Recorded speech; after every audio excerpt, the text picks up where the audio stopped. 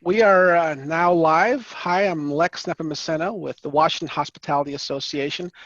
We are joined today by the Washington Wine Commission, and I would like to hand it off to David Flaherty, who is the Marketing Director for the Washington Wine Commission, who'll take it from here. All right, thanks, Lex. Good morning, everyone. Thank you for having us here today. My name is David Flaherty, and I'm the Marketing Director here at Washington Wine. On behalf of the 7 people from the team that is on the call today, we wanted to express our solidarity with all that you're going through right now. We know that the challenges are immense, and we salute your resiliency, your creativity, and your adaptability. I think those are traits that we're all needing to harness right now. I have a personal soft spot for restaurants. In particular, I spent 20 years working in restaurants myself, starting at age 15 when I washed dishes at a French restaurant, when I walked in each night to be greeted by a pile of sheet pans with burnt pastry crusts on them, piled about 5 feet high, and I couldn't leave until they were done, which still haunts my dreams. To when I moved to Seattle 6 years ago after working for a restaurant group in New York City as a manager, where we ran a fine dining operation as well as 5 wine bars. So our goal here today is really one of coming together as a community to share some of our experiences as to how we've been dealing with our responses to COVID-19, as well as looking at this as an opportunity to better engage with the WHA, the restaurants and the hotels, and all of you around the state. And if there's one thing that we've learned over the last 6 months, it's that we're all connected as industries. So the Washington wine industry, we cannot function without the support of all of you. And for that support, we are so grateful. So let's get started. Some quick rules of the road and a little bit of lay of the land. I'll be moderating today, and 6 of us will be presenting.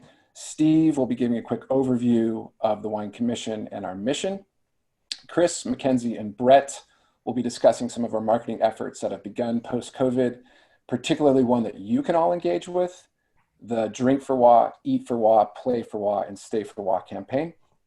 Avril and I will be discussing our programming with trade and media and how we've adapted to the new virtual environment. Lastly, we're here to learn from you. So we've set a little bit of time to throw the mic to you guys and have some fun dialogue.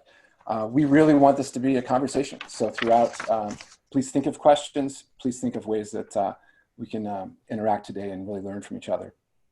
So we have a lot of time to stop throughout for questions, and we'd love for this to be an active learning session. Heather Bradshaw, our communications director, will be monitoring the chat box. So please feel free to enter your questions there, and we will address as we go.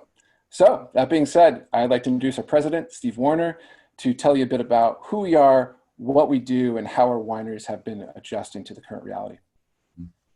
Well, thank you, David. That was a great opening. I have to say that it's a pleasure and a long time coming that we've had the opportunity to actually speak together. Unfortunately, it took COVID for us to slow down a little bit and really appreciate each other to the point. But I just want to give a real high-level overview of what the commission is, what we do, and then what we normally do, and then what we've been doing kind of post-COVID, and then we'll get into some specific examples, as David said. We represent every licensed winery and grower in the state. So roughly we're about 1,000 licensed wineries and about 400 farmers or growers that are primarily growing grapes in Eastern Washington. Our mission at the commission is to raise awareness and demand of Washington wine. That's the primary one. We primarily target an audience that is local and national trade and media influencers. So we really focus on the influencers that can help us, again, achieve our mission of raising awareness and demand of Washington wines. In a normal year, pre-COVID, we conduct roughly about 65 programs a year, including events across the country. Including inbound trade and media tours. We found that the face-to-face relationship building is the cornerstone to what we do. If we can get in front of influential trade or influential media and bring them out to wine country, that's our biggest win. If we can introduce them to Washington wine in Washington wine country, that's our biggest win. Another way we do it is we take Washington wine to them, whether it be in Texas, Florida, or California. So we always make sure that we do everything we can to engage with these influencers, to build a relationship with them, to introduce Washington wine to them. So that would be a normal year, but a COVID year obviously we weren't able to engage influencers in our traditional way. We had to adapt our programming significantly, and we went from that face-to-face relationship building, bringing people into the state, going to them, to online and digital. Our wineries had to adapt as well, and continue to do so on almost daily basis. As you know, the rules have changed and they continue to change, and we're trying to adapt along the way. The wineries have specifically, implemented COVID protocols. We provided all the materials to them and the kits so that they knew what to do and how to do it. They're introducing the use of, or they use, or require the use of masks and social distancing, and follow all the strictest protocols for COVID. Wineries, similar to restaurants, they implemented curbside sales. They may have never done that before, but then they were able to introduce curbside pickup of wine to go, in particular, because winery tasting rooms were not open and weren't accessible. So deliveries also became key to that adaptability, shipping specials, and then when able to do outdoor tasting. So there was a lot of adaptation that had to take place post-COVID or in the COVID area. I always like to point out one great example of a sales promotion that we've seen. Several wineries gave discounts on wine to consumers if they came to pick up their wine and they could show a takeout receipt from a local restaurant. And that shows that partnership and that really, that appreciation that we're in this together and we need to support each other. And I thought that was a really great example. And that got us thinking about what we could do as well and how we could adapt. And the commission has implemented a program in support of wineries and farmers and partners, restaurant partners during COVID.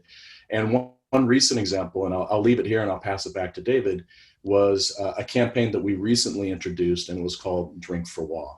And with that, I'll hand it back to David. Awesome. Thanks, Steve. So we're now going to kick it over to Chris, Brett, and Mackenzie, who will be discussing our new Drink for WA campaign for the next 15 minutes or so, and then we'll pause for any questions after that. Keep in mind, this is that campaign that I mentioned at the beginning that you all can engage with, and we're going to talk about how to engage with us as well as some of what those opportunities are. Chris is our vice president and is responsible for overall programming and really just keeping the trains moving on time. Chris, can you tell us big picture about the purpose and the strategy of the campaign, as well as the rationale for including Eat for WA, Play for WA, and Stay for WA? Sure. Hello, everybody.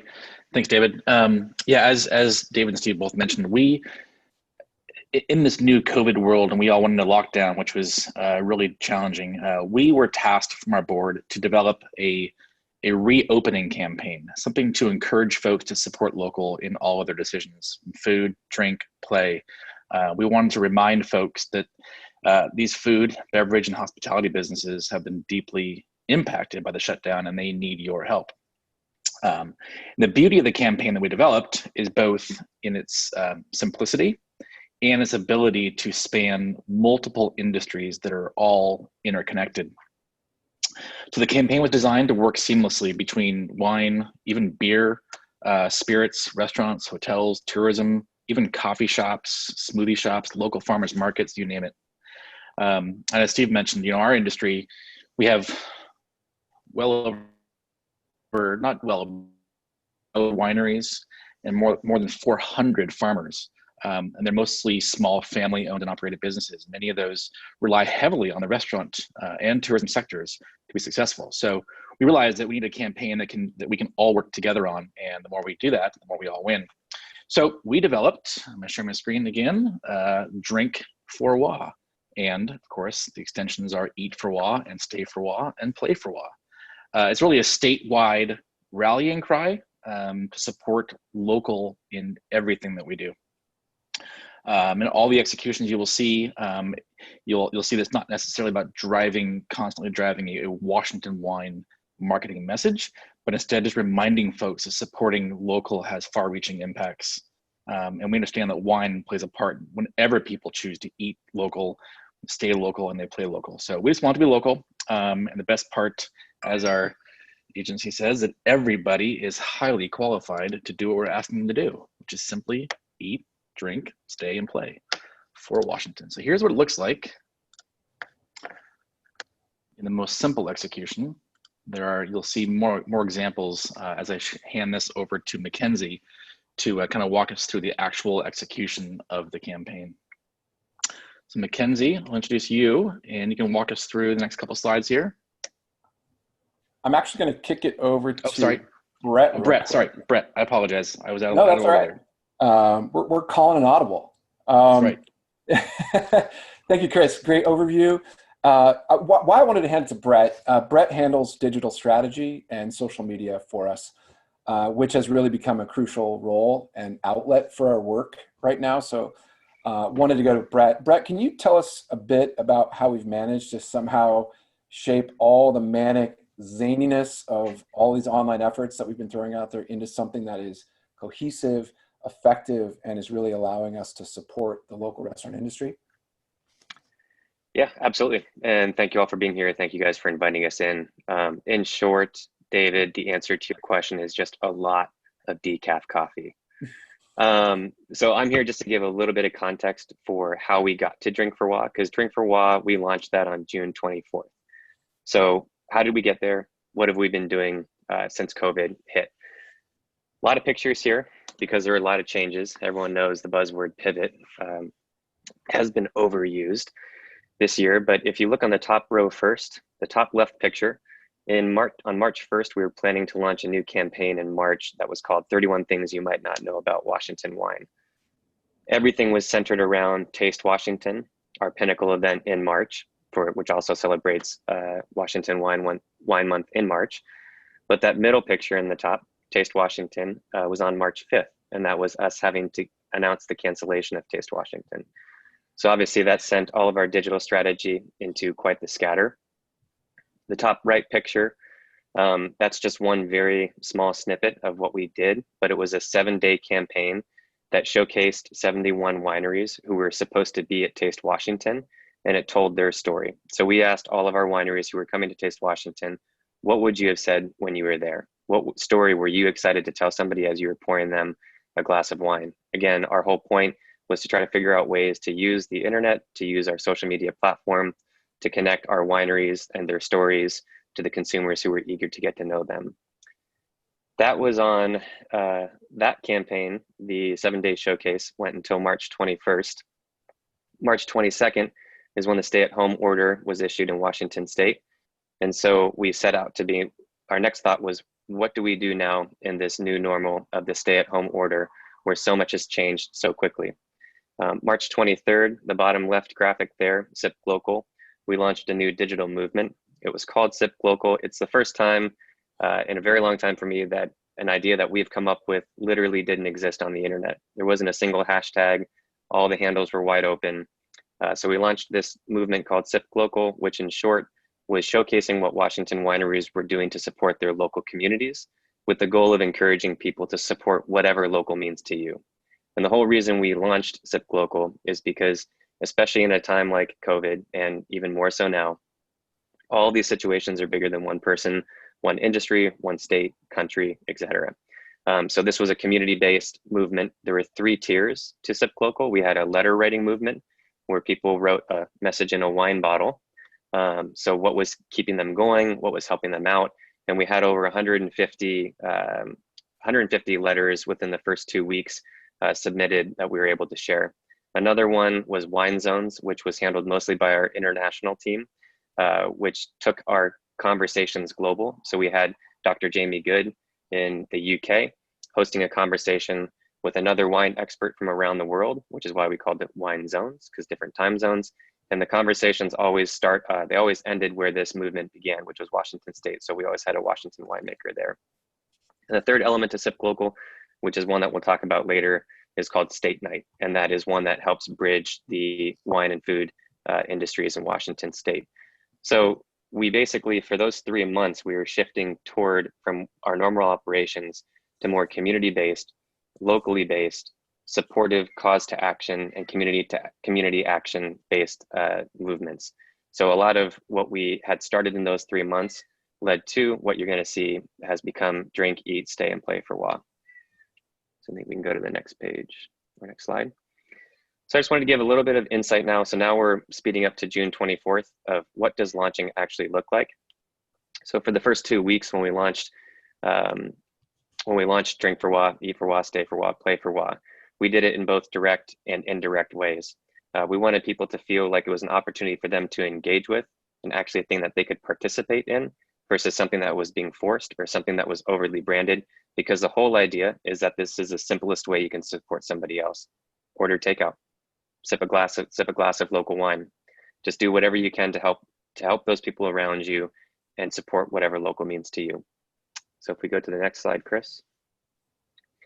Part of the trickiness is trying to figure out how do we take the stories that we've been telling, and then how do we tell them in new ways that encourages this new activation for Drink for WA.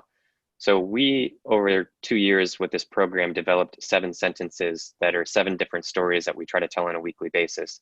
And those came from what we saw our industry saying on a day-to-day basis. So here are a few examples. If there's one thing we got, it's character. So it's talking about the character of Washington winemakers, farmers, etc. We're sustainable by nature. It talks about the climate. History made us, now we're making history. It talks about our experimentalism, talks about our youth, talks about the possibilities, talks about the future.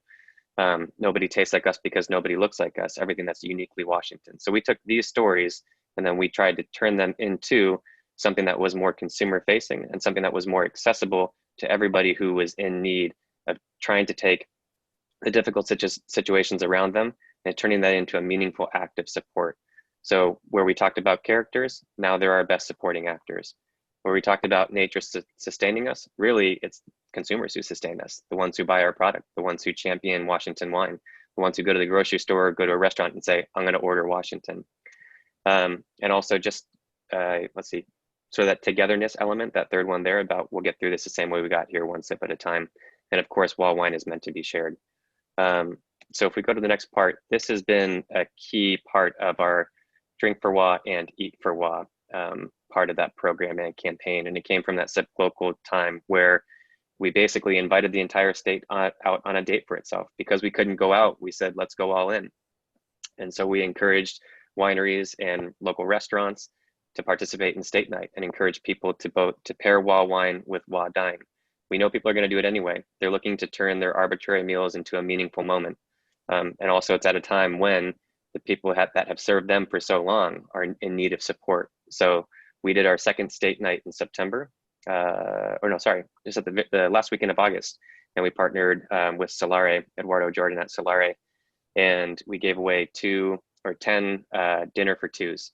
So it was kind of our state night, date night, if you will. And they paired that with Washington wine. And we have so far seen, I think the first state night, we had over 1,000 consumers posting about it. And this second state night, we saw something similar across all our channels. So we're doing what we can to bridge those gaps between drink, eat, stay, and play. Awesome. Thank you, Brett. I think you'll also notice Brett is very skilled with puns.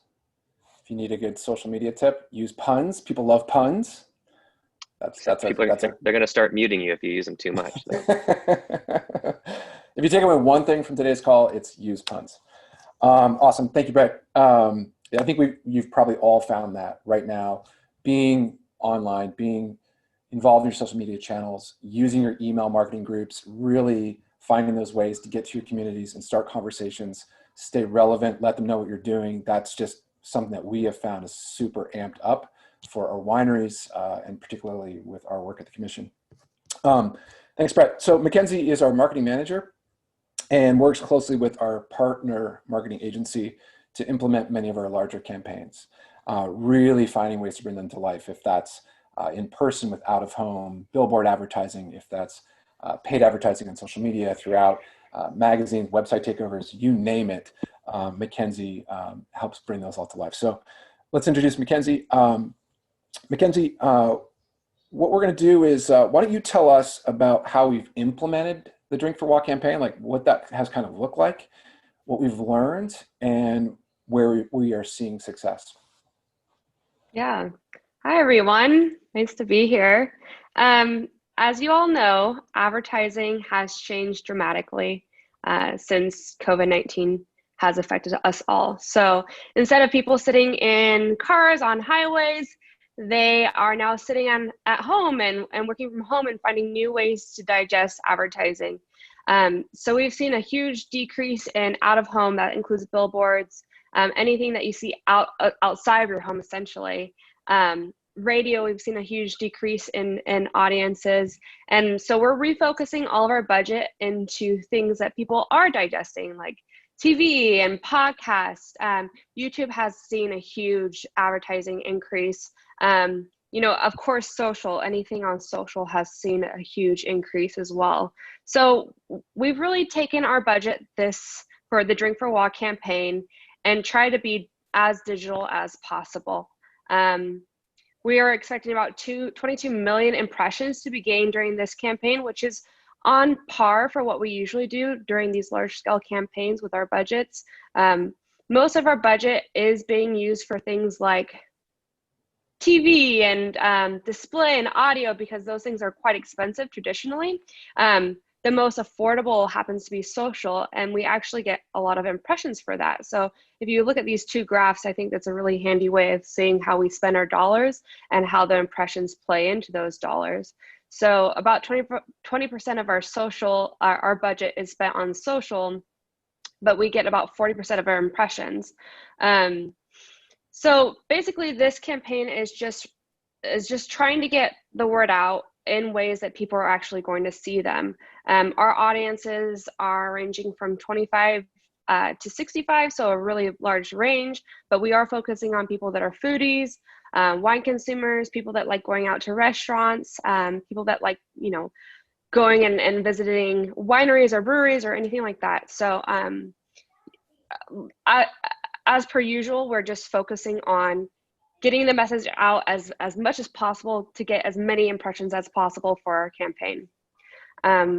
One of the best things about our campaign this time is that we implemented a lot of new valuable tools. One of those things being toolkits that were customized and specific to different industries. So as you all know from Chris, we were trying to focus our campaign on supporting as many industries as possible, because we know that wine will not survive without the restaurant industries. The hotels industries support local wine tourism areas. And so we wanted to create something that was easy to use across a wide array of industries, and therefore we created these toolkits. So we have 5 different toolkits. They're all available on our website, and they're all specific to different industries. In the toolkit, you'll see kind of a rundown of what the campaign is, why we're doing it, some interesting graphics that might, inspire you to create your own graphics, but also downloadable assets. These assets are great because, for one, they allow you to take for example, an overlay asset and put it on your own individual graphic or your own background color that complements your brand or identity, and then post it to your own social sites. That garners not only more impressions for our organic campaign, but it also helps get the word out, and it gets it out in a way that helps each brand individually be authentic to themselves. So one of the things I like using the overlay asset, the overlay asset is really easy to use. For one, you could use it on Facebook, there's a Facebook filter that you can look up, which is also a new tool that we found. So you can add the Facebook filter to your Facebook profile. You can download that picture and then use it across different mediums, or you can use design programs like Illustrator or Photoshop to use the overlay on your own graphics. Or one of the programs that we use in-house that we really love using is Canva, which is an easy to use online graphic builder, and it works for a multiple different uses. So presentations, Instagram posts, brand building, brochure building, all sorts of things. So you can also implement the overlay in that platform. So basically what we wanted to do is we wanted to create a suite of things that would be helpful for our partners. And if you have any questions, please let me know. I would love to help you build a graphic that works for your industry. One big thing that we always get asked is how do you measure an awareness campaign? It's very difficult to measure because we're not specifically selling something. We're just trying to get a message out. And so we really rely on things like impressions or engagement or views or clicks on the ad, anything that counts or kind of sums up what the audiences are doing with that advertisement. You can't do that on TV. You can only get the impressions on TV. You can't really do that with radio. You just count the times the radio ad plays, but you can do that on social, which is, you know, a great way for us to kind of get an idea of how our campaign is being received. So this kind of gives you a snapshot of how the engagement is being counted. These are old stats, they're not current, but it was at the beginning of the campaign in August. So it's really interesting to see that overall, the engagement with our campaign is very positive, and it actually is seeing incredible results. In fact, the engagement with this campaign is more successful than any other campaign we've done with our current advertising agency. So we know from these stats that audiences are interested in what we're saying and what we're doing, and they care. And so that, you know, to us means that we're building a campaign that can, you know, really bring audiences together to do what we're asking them to do. And that's drink for WA, or play for WA, or stay for WA, or eat for WA. So, you know, we really rely on this kind of statewide community support. And if we can get everybody to back this campaign, that means the larger our audiences become and the more engaged they'll become. Awesome. Thank you, Mackenzie. Yeah, I mean, I think, you know, we've now reached the end of the discussion about the new campaign. So a couple takeaways, and if there are any questions, please feel free to throw those in the chat. If you guys have questions about how to engage with the campaign, if you have questions about strategy, if you have questions about social media and sort of how to use any of those tools, feel free. We've got a few minutes, so throw those out and we'll be happy to respond. Otherwise, we're going to keep moving.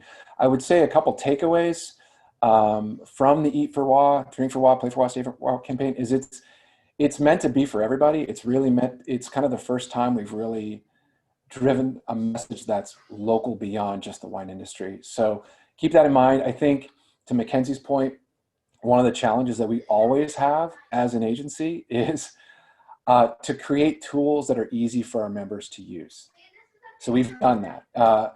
Mackenzie, Brett, they're wizards with this software. We know that a lot of you guys are not on the computer all the time. We know that you're not fiddling around with PowerPoint, Canva, all these tools. So come to us. We're happy to help. We can easily turn this stuff around. Lex, feel free to email Lex. He can connect you directly with some of our team members. Basically, you send us a couple of cool pictures. We can throw an overlay on it in minutes and get those back to you guys. Use social media tags. If you're going to put anything up that's part of Eat for WA, Drink for WA, tag us. It's just hashtag WA Wine. Tag us also at WA State Wine. Brett is on that thing more than 24 hours a day. I don't know how he does it. But what we can do is we can pick up your messages and amplify them, because again, we're really trying to merge all of our audiences together right now. When a customer or consumer has a choice and they go to the wine store, they go to a restaurant, think local, buy local. We need them to do that now. So with that being said, Heather, I haven't been monitoring the chats here. Is there any comments in here that we want to respond to? There's a couple of questions about how people can share this session, unless we're recording this, so you're going to send it out afterwards, right?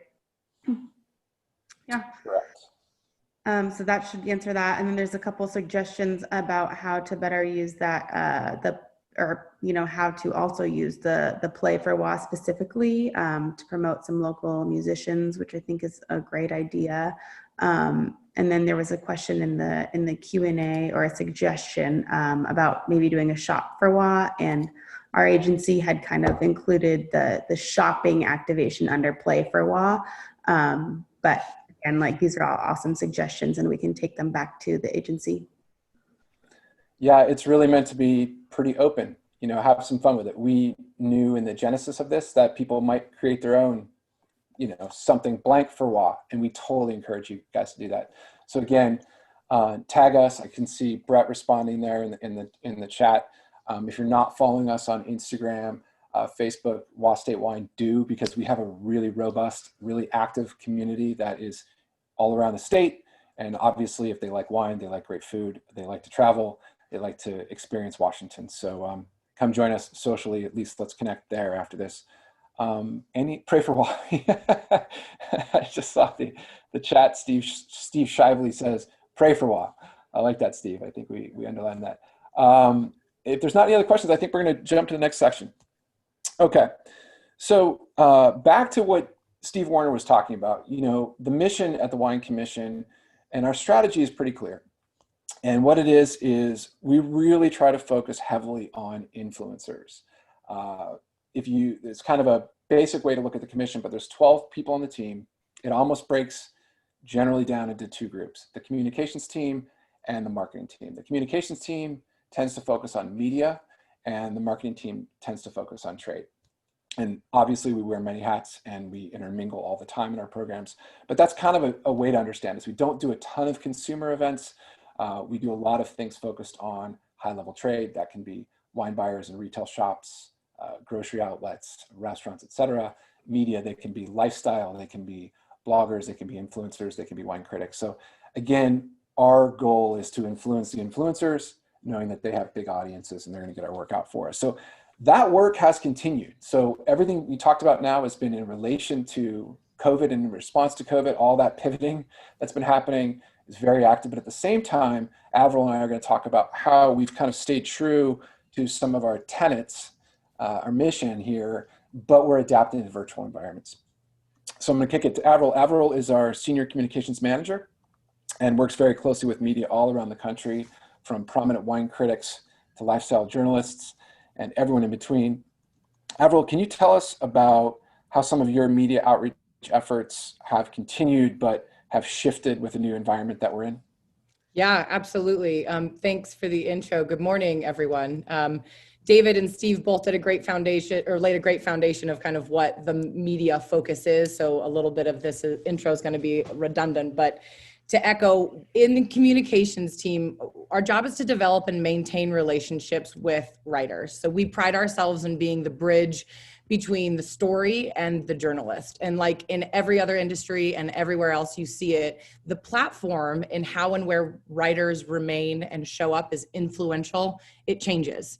It evolves. So writers expand their reach, they broaden their audience. So it leaves us mingling and hanging with not just wine writers and wine critics, like David mentioned, but our focus is wine writers, it's food writers, it's travel and lifestyle, it's social media influencers. So the umbrella under which all of our focused audience is really rich and diverse. So with that, we get to do a lot of fun, experiential, hands-on itinerary building with them.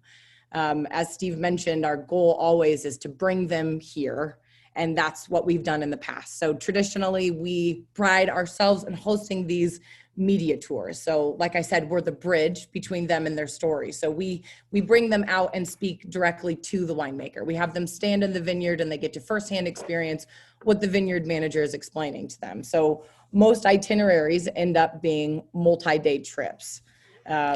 The journalists, they tell the story. So we get their boots dirty during the day and then we clean them up and we send them out to dinner with the people behind it. So we cultivate that balance between an experience and the conversation side of it.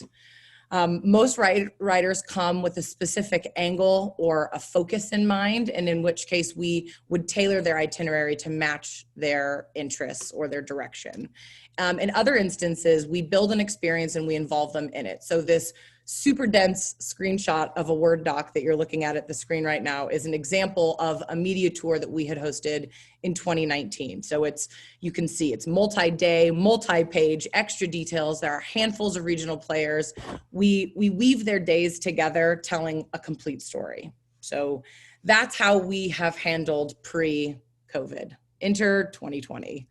Our goals remain the same, but we have just simply changed the platform. So in taking that Word doc that you see on your screen right now, we hosted this year's version of that same media tour virtually. So the pictures on your right, all those tiny screen squares of lots of faces, was this year's version of that same 5-day media tour. So we, instead of bringing them out to Washington, we brought Washington regions to them. So we hosted 5 days of calls, whereas if they were in person, we would have done 5 days on the road. So we kept it pretty 1-for-1. We had the same group of media call in every day at the same time, and we would bring different regional players from that day's focus to the call. Ahead of time, we sent them a box and a care package with all of their swag, the wines that they would be tasting on the calls, any little bits of Washington that they would have picked up along the way. We said that to them ahead of time. So when they jumped on the Zoom call with that region's players, they had all the tools to discuss over a Zoom call, kind of exactly like how we're doing now. So that was an example of us pivoting in that instance. And it was wildly successful for how drastic the change was. What I think is wonderful about journalists is because they're storytellers, they are interested always in learning more or seeing an angle or trying to kind of change their story as they go based on the information that they're given. So there was a lot of opportunities for organic conversation and a change of direction in the wine tasting and kind of where you were going with it. So it really left everybody with a full, authentic experience, similar to what they would have done in person. I mean, as similar as you can have been on a virtual platform. The next bit about what we are going to tackle on a virtual platform is the conversation side of things. So the media tour focused on an experience and connecting them with the people behind the stories in those regions. And the other bit that we focus on is developing conversations with the people behind the product in a conversational piece. So pre-COVID, we would have gone into different markets and hosted a winemaker dinner in which we invite a winemaker and then we host a meal and have it be a little bit more of an intimate conversation. So starting at the end of this month, we're gonna try our go at doing a virtual winemaker dinner series. So we're bringing local cuisine together with Washington wine.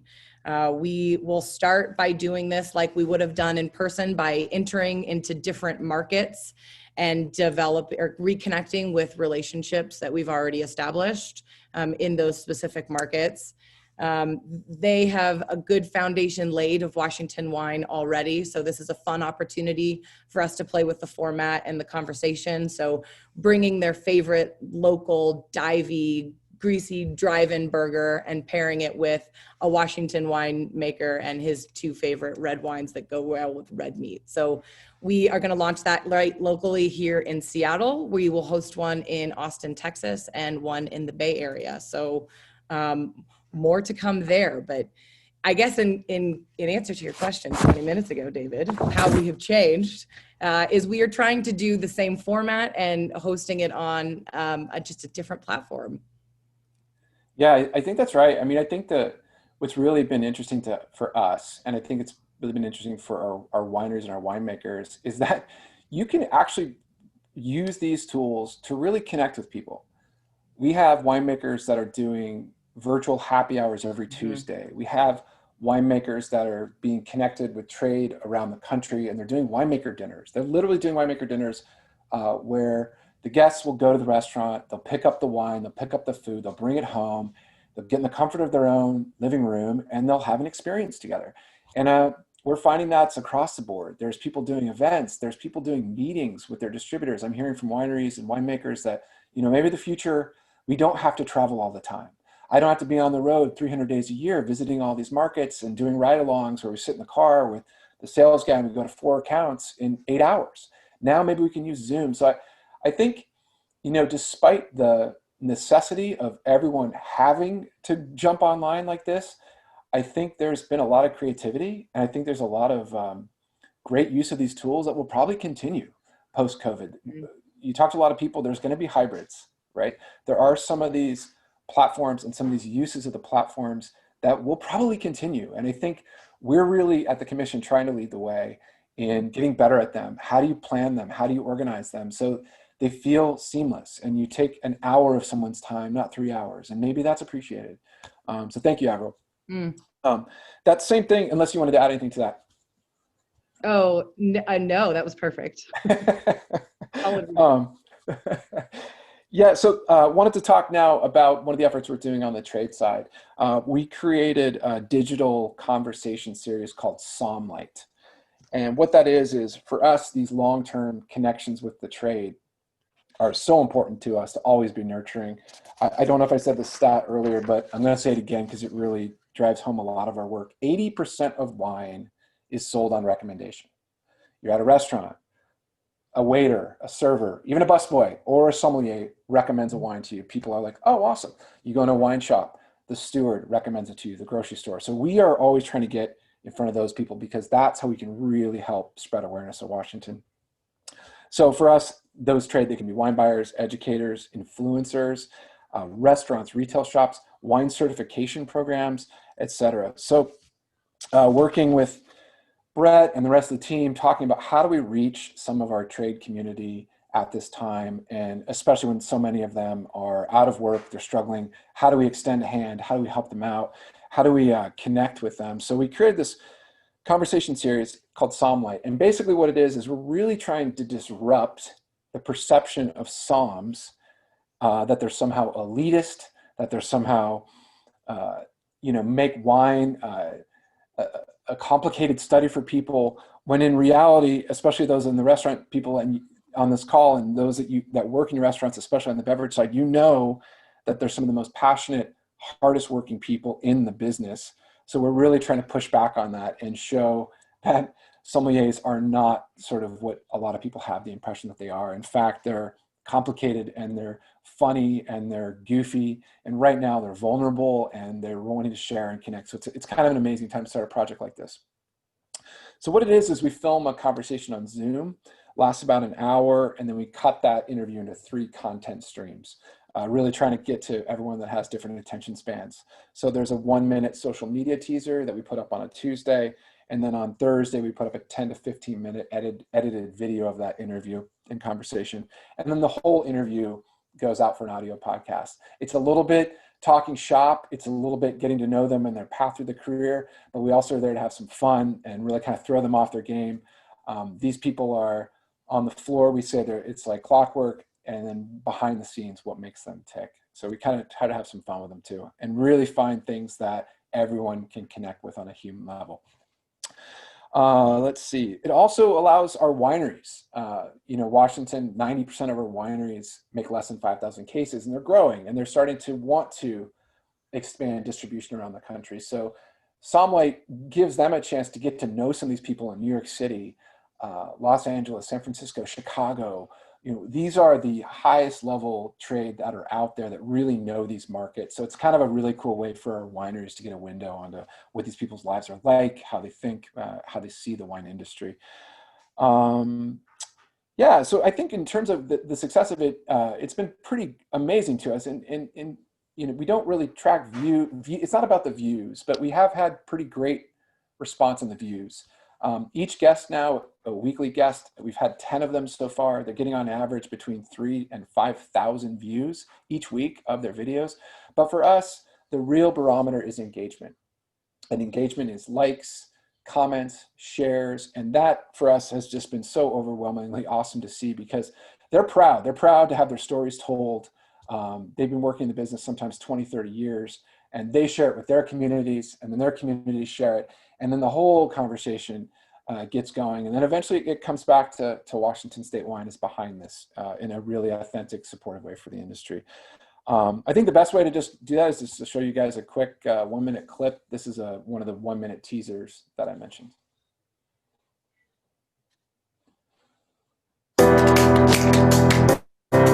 Okay, everyone. Welcome. Sommelight is a conversation series where we talk to some of our favorite wine pros around the country. Eric was 2009's Food and Wine Sommelier of the Year. 2019. 2019. A somm is just somebody who's really geeky about a certain topic. A sommelier is a matchmaker. You're wine yenta. You're going to take your piece of paper and you're going to make me a hat while giving me a masterclass on Beaujolais. You have 30 seconds, go. Where's the hat? There's your hat. That's okay. This is basically my entire life in art. What's your favorite 90s jam? Two Princes, Spin Doctors. Ooh, all right. How do you like your eggs? I'm a Benedict guy. How would you sell me eggnog in the summer? I wouldn't. unless you want it. I don't sell. Weren't you paying attention, Flaherty? I'm a matchmaker. If you don't want eggnog in the summer, I don't want to sell you anything. But if you were going to consider eggnog in the question. So there we have it. We've done a lot of talking today, a lot of sharing and telling you about how we've been seeing things. And, we'd love to hear from you guys. How can we work together? Obviously, we want to hear about that. So we'd love to open it up for some discussion. We've got about 15 minutes to go. So basically, we kind of want to throw the question out to you all. And really, we often see restaurants supporting local. They support the farmers, the fishermen, the breweries, the distilleries. And then sometimes we go in there and we're like, where's the wine? Where's the local wine? We have huge supporters for sure, but there seems to be sometimes a hesitation on behalf of restaurants to really go all in on supporting the local wine industry. So how can we help with that? How can we help spread awareness about the local wine culture? We're the second largest producer in the United States. We are on fire in terms of quality, in terms of value in a comparison of some great wine regions around the world. So there's a ton of amazing energy going on here. So, how can we help you guys? So just want to hear some feedback on what your thoughts are and how we can maybe work together and how you see Washington Wine fitting in.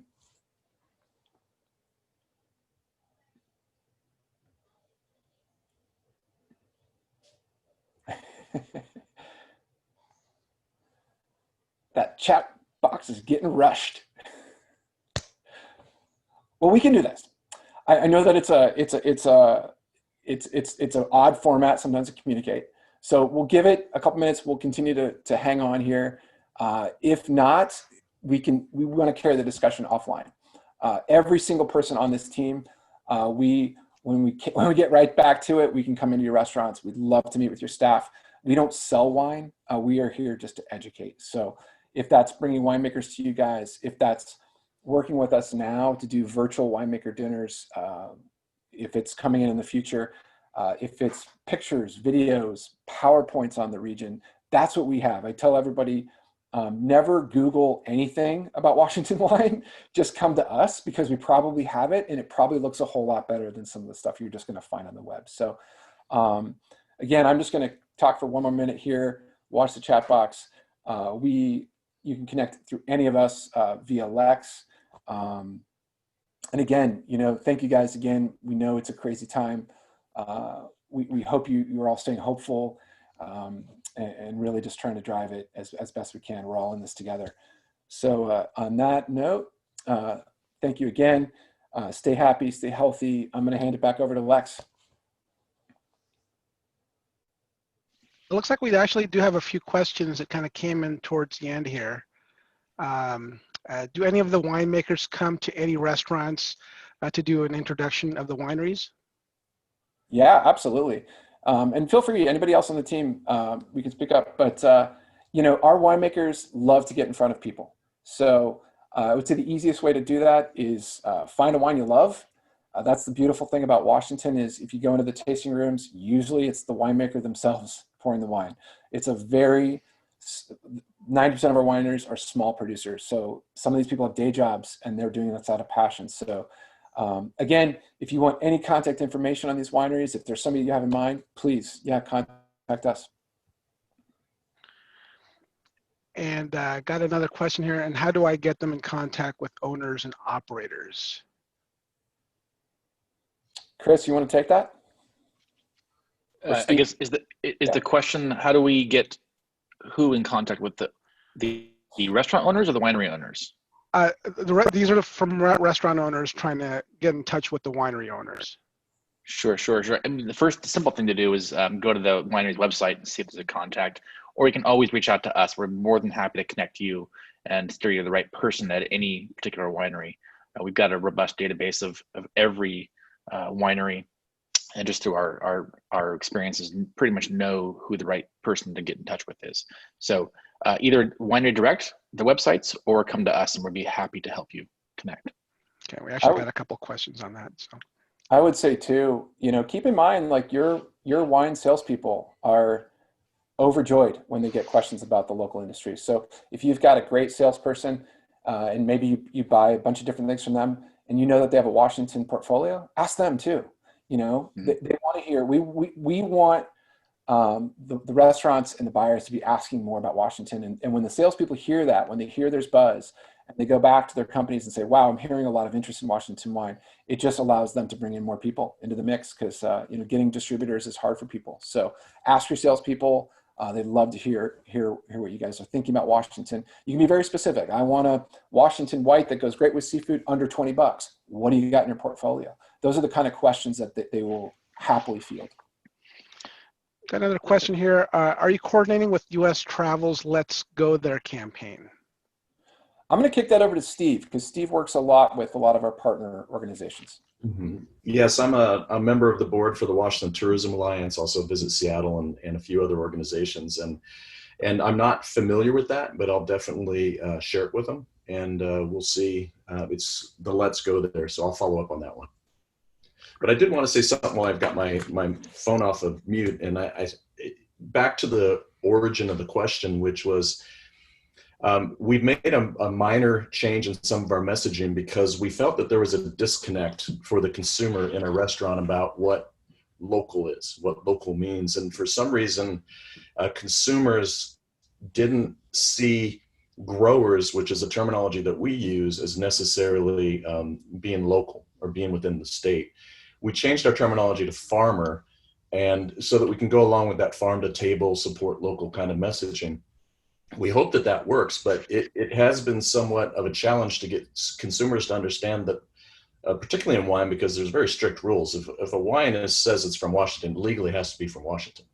And to get consumers to understand that that comes from farm-raised fruit in Eastern Washington that then is made into wine by one of 1,000 licensed wineries, often, as David pointed out, a small mom and pop organization, some partners, husband and wife, whatever, who take those grapes and they turn it into amazing wine. And they are very much artists in that regard.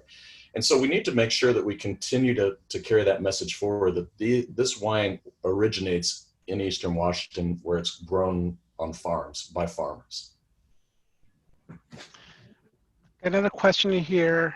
How do I find virtual wine dinners tastings? Heather, is there a good resource that we can point people to that might kind of gather some of these events together, or is there possibly some spots on our website? We don't have there's not like a resource page that lists all the events. Hopefully with our new website, that will be a better feature.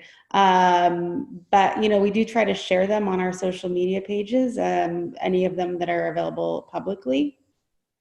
Right, Brett? Correct. Yep. And I got a question from earlier in the webinar.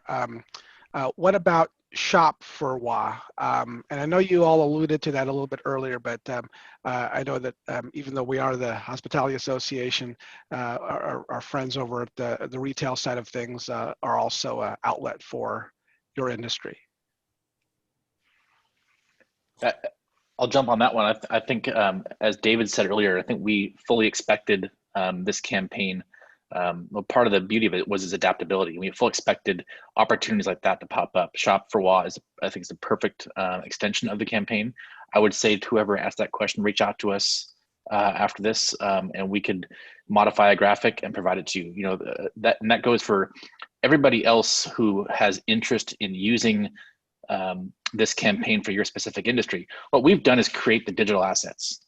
Our energy mostly is going to be on promoting the Drink for WA and Eat for WA elements of it, but the assets are there, and we want to make them available to you to use. You can use them however you see fit to make them work for your industry. So whoever asked that question, please reach out to us. We'd be happy to provide some assets that would work for and then run with it.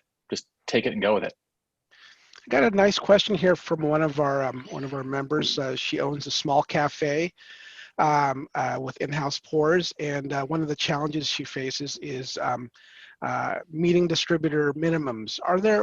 What advice would you give to our members who own smaller independent restaurants that have challenges meeting some distributor minimums?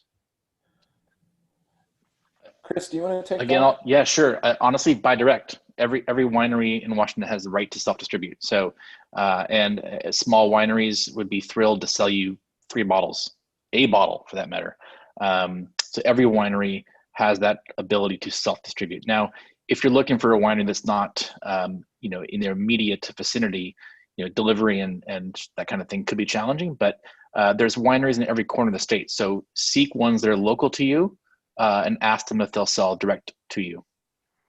And it looks like a couple of the folks responded that they give free shipping on direct accounts for cases. Yes, sometimes they do. Certainly, and that's a winery by winery decision. So I can't say that that's going to be a across the board situation, but certainly most wineries would be more than happy to figure out a solution for you. Yeah, it's great. I mean, I'll just add to that. It's great to build a relationship with these local wineries, and we find that oftentimes when we go to restaurants and we propose some sort of event or activity, they already have wineries that they want to work with because they have a great relationship. And I think that it goes beyond just free shipping. Oftentimes the wineries will deliver to the restaurant, or they'll do a tasting on their new lineup or their new vintage of wines. They may even propose doing a winemaker dinner. I mean, assuming we go back. So just going direct is always the best option for both. I mean, the winery, and also I think from the customer service perspective as a restaurant account. Yeah, the staff can then get to know the winemaker, the winery owner. They're going to feel more connected to that brand. It's going to be easier to sell. They'll know the stories behind the brand. So direct is always a great option. Yep. I think those are all the questions that we have.